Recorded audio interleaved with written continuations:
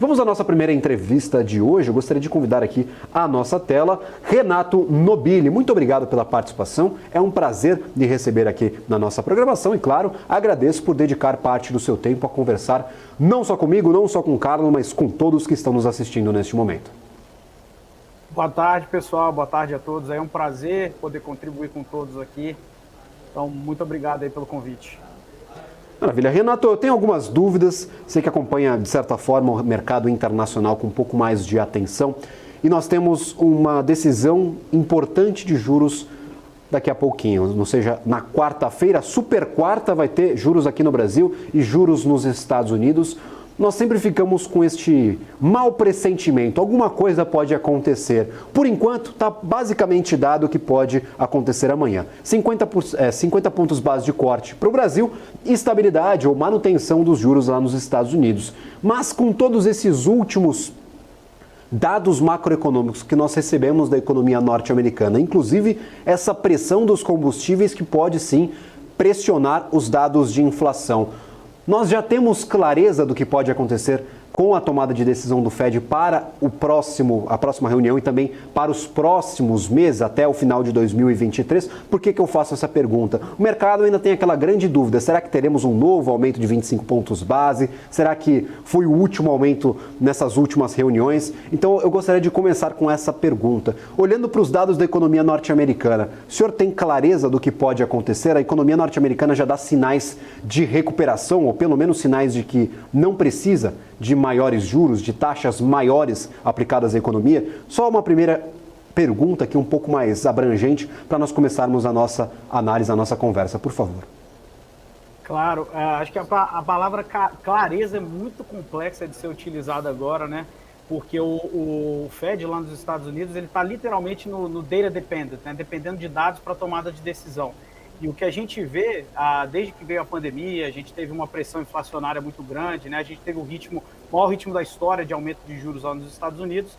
Então, chega num momento de complexidade muito grande, que apesar dos dados, né, até os dados das 2 semanas para trás, a economia vinha se comportando muito melhor do que o mercado todo esperava, né? É realmente surpreendente como a economia americana ela é sólida e ela surpreende o mercado inteiro, né? Só que o que está acontecendo agora, principalmente com a alta que a gente está tendo do petróleo globalmente, isso pode ter uma pressão muito grande sobre os preços, né? E a gente começa a ver pequenos sinais desse acontecimento. A nossa visão é que não vai ter surpresa amanhã. Eu acho que aqui no Brasil a gente deve caminhar aí para 50 bips realmente de corte, e lá nos Estados Unidos a gente acredita que vai ter uma pausa, pelo menos nessa próxima reunião, e eles vão depender muito da questão dos dados olhando para frente. E por que eu falo que eles vão segurar esse aumento amanhã, né, na nossa visão? A gente começa a ver setores específicos terem bastante pressão lá nos Estados Unidos, né? A gente vê a parte de commercial real estate, né, que seriam os imóveis comerciais lá nos Estados Unidos, num momento bastante complicado, e a gente vê também o sistema financeiro também numa complexidade muito grande, sem contar todas as empresas que dependem de financiamento. Então, assim, é aquela famosa pergunta de $1 milhão, o que vai acontecer olhando para frente e qual vai ser o próximo setor, assim como aconteceu com os bancos regionais e médios lá nos Estados Unidos, literalmente aí vir a quebrar, né, ou a ruir, tá? Então a gente está olhando isso dessa forma. Pois é, mas assim, eu estava dando uma olhada também hoje no Valor Econômico, eu tinha uma matéria que falava que não há sinais, né, de contração da economia americana à vista, a economia continua firme e forte. Ao mesmo tempo, na União Europeia a gente está tendo uma recessão que já está sendo até precificada pelos operadores. A Alemanha já está em recessão, a China também está numa situação muito complicada com o mercado imobiliário. E nesse contexto, como que o Brasil se posiciona e quais são os pontos críticos que o investidor brasileiro deve prestar atenção, não somente quem investe internacionalmente, mas também as consequências para o mercado interno desta conjuntura internacional? O Brasil ele acaba sendo muito, muito dependente do mercado internacional, principalmente quando a gente fala Estados Unidos e China, né? Se a gente parar para ver, 56% do mercado global é o mercado americano, né? Então a gente nunca pode tratar o Brasil como uma ilha, principalmente quando a gente fala como investidor brasileiro. A gente vem ouvindo já há bastante tempo o quanto que a Bolsa brasileira está atrativa, os múltiplos, né, historicamente estão muito atrativos, mas a gente não pode olhar somente para esses dados, a gente precisa olhar o contexto macro, né, para ver a atratividade que isso vai ter. E com esses dados complexos, que você acabou de mencionar perfeitamente, globalmente, né? Não só contando com os Estados Unidos, acaba sendo complexo da gente tomar uma posição mais estrutural olhando o curto e o médio prazo. Se a gente vê o que aconteceu no mês de agosto e agora também no mês de setembro, o mercado está bastante sensível. Isso falando a nível macro, né, internacional e também aqui no Brasil. Então o mercado está realmente aguardando como que vão ser esses próximos dados, qual o comportamento do mercado no curto e no médio prazo, para a gente ver se a gente vai ter realmente esse fluxo, principalmente em entrada de investidor estrangeiro, né, que é a nossa bolsa, nosso mercado é muito dependente disso, e a gente ter realmente uma retomada de maneira mais sustentável, tanto da nossa bolsa local e até falando das bolsas americanas e internacionais, né? A gente viu a bolsa americana tendo uma retomada muito forte nesse ano, até o contrário do que muita gente pensava, mas a gente começa a ver o mercado ficar muito mais sensível a todos esses dados que estão saindo agora no curto prazo.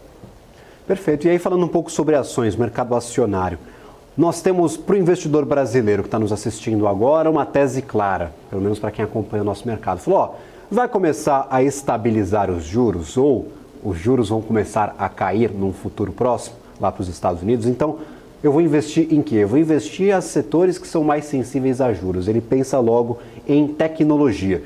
Mas eu faço o alerta para você que está nos assistindo, tecnologia pode estar travada no Brasil, mas nos Estados Unidos são os melhores desempenhos do ano de 2023. As principais empresas, as Big Techs, aquelas gigantescas, estão com uma valorização muito forte nestes primeiros 9 meses aí deste nosso ano. Você interpreta que isso pode estar gerando algum risco para quem está exposto nessas Big Techs? Alguém ficou de fora dessa corrida pelo valor e pode ser uma boa alternativa de investimentos para quem está olhando para os Estados Unidos e buscando por um posicionamento, por uma opção ou por uma oportunidade de investimentos. As techs, neste cenário que nós acabamos de mencionar, talvez um pouco até de receio dos investidores frente ao que pode ser apresentado no curto prazo. Você ainda enxerga oportunidades nesses ativos que foram bem apreciados nestes 9 meses? Sim, sem dúvida, né? Acho que se a gente pegar o contexto também, principalmente desde a pandemia, a gente teve uma velocidade muito grande de adoção de tecnologias por parte do mercado como um todo, desde pessoa física até empresas, né, pelo que aconteceu. E aí a gente teve uma normalização do mercado e uma pressão de juros globalmente, né? E o que aconteceu, principalmente no ano passado, né, foi um dos piores anos, se não o pior ano da história, quando a gente fala de venture capital, de capital de risco, e aí está muito envolvido as principais tecnologias, né, todos os cases e hypes aí que a gente viu, metaverso, agora o pessoal falando muito de inteligência artificial, de blockchain, e a gente viu muita oscilação e muita especulação. Quando a gente olha no longo prazo, eu acredito que, sem sombra de dúvidas, tem muita oportunidade no mercado americano e nas principais empresas de tecnologia olhando lá fora. O que aconteceu esse ano, se a gente separar as principais Big Techs aí, a gente ainda vê uma retomada muito natural por parte da maioria das empresas, inclusive de tecnologia, né? A gente viu destoando nesse sentido Nvidia, Tesla, a própria Meta, né, que apanhou bastante no ano passado. Só que quando a gente faz um stock picking mais seletivo e vê realmente onde tem valor, as empresas que realmente estão surpreendendo nos seus resultados, elas fizeram o dever de casa no final do ano passado para a entrada desse ano no ajuste do seu custo, né? Porque o capital estava muito barato, aí já viu, né? Aí vira uma farra e quando vem o aumento de juros, esse custo aumenta, a gente vê realmente quem estava exposto a tudo isso. Mas a gente vê ainda, principalmente quando a gente olha para esse último trimestre e olhando já 2024, a gente começa a ver uma melhoria significativa nas margens dessas companhias, né? É claro que a gente teve essa retomada muito forte quando a gente fala das Big Techs. Acho que o principal ponto foi muito pela questão de inteligência artificial, que na nossa visão é sim algo estrutural, não é uma especulação, mas teve uma especulação muito forte sobre esse setor, sobre essa tese, né? Então a gente precisa separar quem são as empresas que realmente estão capturando valor sobre essa nova tecnologia e de fato vão sair vencedoras quando a gente olha para o longo prazo. Aquele negócio, eu li em alguns livros, em especial o livro do nosso querido Dumas, está sempre aqui na nossa programação, Carlo Caucci, o risco do excesso de liquidez, no livro Crises Econômicas Internacionais. Dá para deixar claro que excesso de liquidez tem cheirinho de crise, né, Carlo?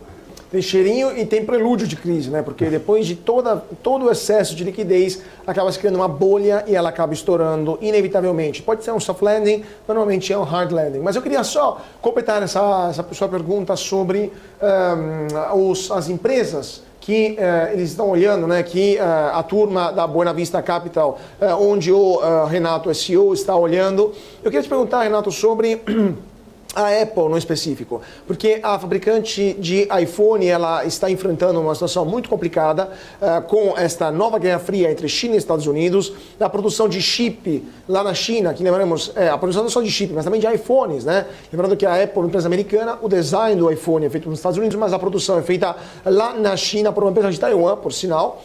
E a China está começando a se fechar em relação às empresas americanas. O próprio governo chinês proibiu para seus funcionários públicos de utilizar iPhones e as ações da Apple sofreram na Bolsa de Valores lá nos Estados Unidos. Qual a percepção de vocês aí na Buena Vista em relação à Apple e esta crise geopolítica que a empresa está enfrentando?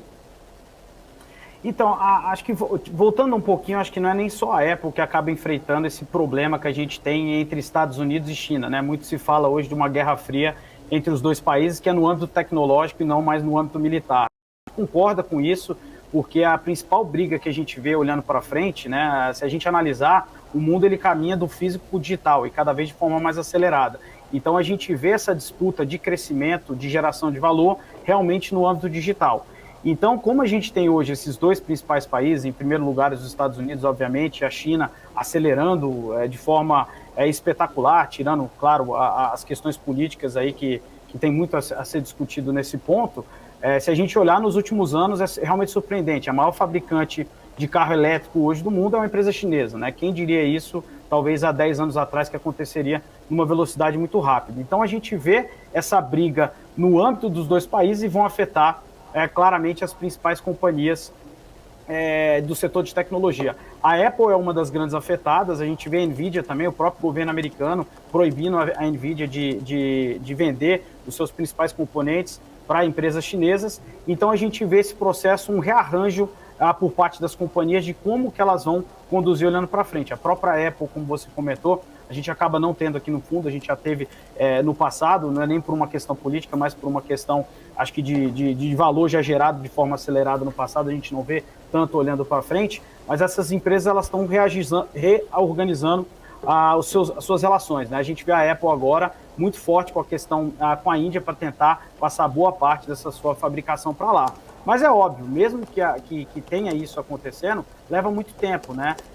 Como você colocou, toda a parte de software, de inteligência é feita nos Estados Unidos por parte da Apple, mas todos os componentes eles acabam sendo fabricados em Taiwan e na China. Então é um problema que a gente vê olhando para os próximos anos, essa questão geopolítica, que a gente precisa se atentar bastante. Perfeito. Olhando agora para outras companhias, nós temos também a Amazon inserida neste mesmo ambiente. Temos algumas tentativas da companhia de inovar em alguns dos seus produtos. Nós temos o principal produto da Amazon, que é uma grande varejista fora do varejo. Acho que é uma curiosidade interessante para nós levantarmos aqui para os investidores que nos assustam, mas também está tentando desenvolver algumas ferramentas utilizando a inteligência artificial. Nós tivemos a corrida pela inteligência artificial nestes últimos meses, depois do anúncio do ChatGPT. Nós já temos um vencedor, pelo menos nestes últimos meses, dessa corrida pela inteligência artificial, ou vai ser mais uma das tecnologias que vai entrar nos noticiários, vai ser ali ponto primordial, principal para a escolha de um produto durante 6 meses e depois nós vamos esquecer como já foram outras tecnologias do passado, inclusive o metaverso desenvolvido pela Meta, que está um pouco escanteado, um pouco esquecido e um pouco deixado de lado, inclusive foi motivo de troca do nome da empresa, eu destaco isso aqui. Então, a inteligência artificial, aquelas modas passageiras, ou vocês realmente enxergam muito valor que pode ser criado com a aplicação desse tipo de tecnologia?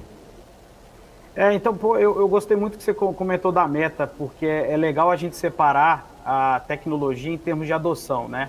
A gente precisa realmente de uma adoção acelerada por parte de alguma tecnologia nova para a gente ter uma certa consolidação dessa tecnologia, né? A gente aqui olha muito quais são as principais teses do futuro e acaba investindo. Investimos em cloud lá atrás, ouvimos também dizer lá atrás, não, cloud é só especulação, quem que vai, entre aspas, tirar seus servidores aí para colocar seus dados em nuvem? Claro que a gente sabe que vai muito além de só colocar os dados em nuvem, né? Mas a gente vê, separando a questão do metaverso, quando falava-se em metaverso há 2 anos atrás, no ano passado, a gente via, assim, muita especulação. E se você conversar até com um especialista, ninguém sabe te dizer propriamente o que é metaverso, né? Se a gente analisar, nós estamos aqui, entre aspas, num metaverso mais limitado, batendo esse papo aqui ao vivo. Mas quando falava-se de metaverso, a gente falava, nossa, está muito longe de você ter uma adoção específica e falta muito desenvolvimento tecnológico para isso ter uma adoção de fato. Dito isso, a gente já vê tecnologia na parte de inteligência artificial como algo estrutural de fato, né? A gente vê as principais empresas saindo da computação geral, indo para a computação acelerada, né? Cada vez mais, se você olhar o resultado das companhias e a fala dos CEOs na divulgação dos resultados, as palavras, né? A inteligência artificial está cada vez mais presente porque as empresas estão investindo muito pesado e estão começando realmente a ver resultado nisso. Agora, é difícil você prever, sempre quando você tem essas novas tecnologias, quais serão os vencedores de fato, né? A gente prefere trabalhar ou investir propriamente em empresas que já estão utilizando isso de uma maneira ou já tem muito dado para ser trabalhado para capturar valor em cima dos seus clientes, né? Então a gente gosta muito, por exemplo, de Tesla, é uma empresa que tem uma quantidade de dados muito além dos seus principais concorrentes, né? Não dá para dizer que a Tesla é simplesmente uma fabricante de automóvel ou somente uma fabricante de automóvel de carro elétrico, assim como a Amazon, né? A gente aqui internamente, a gente nem considera a Amazon uma empresa de e-commerce mais, a gente considera uma empresa de dados de fato, né? A principal parte do resultado de lucro da empresa já vem de cloud, né? E a gente vê ela cada vez mais inserida nessa parte de inteligência artificial, que ela começou há muitos anos atrás com o desenvolvimento aí da Alexa, né? Então, assim, é difícil dizer quais serão os vencedores, assim como o cloud, né? Se você pegar hoje o setor de cloud nos Estados Unidos, você tem uma quantidade de empresas de primeira linha muito grande para você investir, né? Que geraram muito valor ao longo do tempo e ainda tem muito a capturar. E a gente também vê muito isso na parte de inteligência artificial. Agora, só queria voltar um pouquinho à questão de macro. Temos alguns 5 minutinhos ainda para falar sobre isso. O Federal Reserve ele está hoje em frente a um dilema sobre o que fazer, porque de um lado ele pode aumentar os juros mais uma vez, mas isso acabaria afetando a economia americana, e por outro, ele tem que lutar contra a inflação, que nos Estados Unidos continua firme e forte. Quanto isso vai impactar essa incerteza, de fato, sobre a atuação do Fed, vai impactar no mercado acionário americano, na avaliação de vocês da Buena Vista, e como as outras economias mundiais e as moedas dessas economias, lembrando que quando o Fed eleva juros, o real acaba se desvalorizando muitas vezes, especialmente se agora a tendência da taxa de juros nos Estados Unidos é ascendente, aqui no Brasil é descendente, né? Como que isso vai modificar os investimentos lá fora e a moeda aqui no Brasil e em outras economias mundiais, na opinião de vocês? Eu considero, por exemplo, o mês de agosto e o mês de setembro agora até quedas muito mais pontuais do que, de fato, estruturais, né? A gente viu o mercado americano acelerando muito, até o mercado brasileiro, se a gente pegar desde maio, também teve uma ascendência muito grande, então a gente vê como uma correção natural e, claro, o mercado esperando, quando a gente olha do sentido internacional para o Brasil, esperando o que vai acontecer nessas próximas reuniões. A nossa visão, quando fala-se de mercado americano, no início do ano, era a seguinte: a gente não vai ver uma alta muito mais abrupta do que aconteceu, por exemplo, em 2022, né? A gente acreditava que o pior, no geral, já tinha passado e que o contexto também do comportamento do mercado acionário é muito mais que a gente vai ter uma taxa de juros mais elevada por um período mais longo, consequentemente uma inflação fora da meta do Federal Reserve, na casa de 3,5%, talvez a 4,5%, que é mais ou menos o que está acontecendo agora, e o mercado tem reagido mais ou menos conforme, tá? Não acredito que vai ter muita mudança por parte do mercado. Por exemplo, não é a nossa visão de que tenha algum aumento amanhã, mas digamos que tenha um aumento de 25 bips aí por parte do Fed amanhã nos juros. Não acredito que vai ter um comportamento muito abrupto em termos de queda para o mercado. Eu acho que aonde que o mercado pode ficar muito mais sensível e ter maiores correções é muito mais numa questão macro, né? Da gente ter, por exemplo, uma escalada geopolítica, como a gente falou, entre Estados Unidos e China, algo que está um pouco mais paralisado também entre Rússia lá e Ucrânia, e principalmente se a gente tiver algumas quebras pontuais em setores específicos por ter esse período de juros mais elevado aí nos Estados Unidos, que não estava acostumado no passado, né? Eu concordo 100% quando você falou, quando você tem o dinheiro barato, é um sério indicativo aí, de bolha, porque o pessoal acaba usando muito mal os seus recursos, acaba tomando excesso de risco e a gente acaba tendo a correção dessas bolhas, tá? Então não acredito que a decisão propriamente vá afetar o mercado, e sim o que pode acontecer com a economia permanecendo esses juros mais elevados por mais tempo. Renato, só para terminar, 2 minutinhos telegráfico. Quanto o preço do petróleo, a alta do preço do petróleo vai impactar o mercado, especialmente nos Estados Unidos? E vale a pena hoje investir em petrolíferas a nível internacional, considerando que estamos indo em direção dos $100 por barril, especialmente no caso do petróleo Brent, listado lá em Londres? Inclusive, patamar que é alvo ali de alguns analistas que eu conversei, tá, Carlos? Não é nada irreal, não. Sim, a gente está conversando já algumas vezes concreto. sobre $100, é bem concreto. Não, concreto mesmo. A gente não olha muito a questão de commodity propriamente individual como investimento, né? A gente acaba olhando muito mais teses de tecnologias no futuro para investir, mas olhando o impacto que isso vai ter. Custo de energia é algo que impacta muito qualquer país, e principalmente os Estados Unidos. Eu acho que tem 2 componentes que podem afetar, tá? Não só o preço do petróleo mais elevado, como as reservas nos Estados Unidos estão em níveis, assim, realmente muito baixas. Então isso pode realmente afetar os preços aí, pelo menos no curto prazo, lá no mercado americano e, consequentemente, o mercado internacional como um todo, né? Até o país aqui, até o Brasil realmente pode ser afetado com isso, que o governo não estava trabalhando com isso, e a gente pode ter um descasamento ainda maior aqui no Brasil. Lembrando, a gente acabou de fazer a correção, a Petrobras acabou de fazer as correções dos preços distribuídos para a sua gasolina e diesel, e já estamos com uma defasagem de 9% e 13% aí, respectivamente, para gasolina e diesel. Então, nós podemos também ter alguns impactos aqui na nossa economia brasileira. Eu gostaria de agradecer imensamente a sua participação aqui no nosso programa. É um prazer recebê-lo por aqui. Já deixo o convite para próximas ocasiões, quando tivermos aí que discutir o mercado norte-americano, em especial tecnologias do futuro, para conversar com vocês. Muito obrigado mesmo pela participação. Sejam sempre muito bem-vindos à programação da BMC News. Eu que agradeço, pessoal. Uma boa tarde para todo mundo. Um prazer grande participar aqui. Maravilha. Que prazer enorme.